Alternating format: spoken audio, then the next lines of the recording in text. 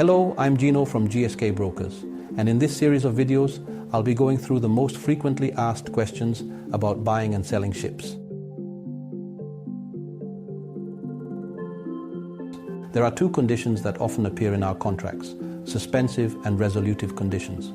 These are legal terms used in contracts and agreements to control the execution or validity of the agreement depending on specific circumstances. Here are some examples. A suspensive condition. An example is the purchase of a ship under the condition of obtaining a mortgage. If the buyer cannot obtain the mortgage under the stipulated conditions, the contract does not materialize. In other words, the obligations and rights of the contract only take effect when the suspensive condition is fulfilled. If the condition is not met, the contract doesn't materialize. Once the condition is fulfilled, the contract becomes binding, and the parties must fulfill their obligations.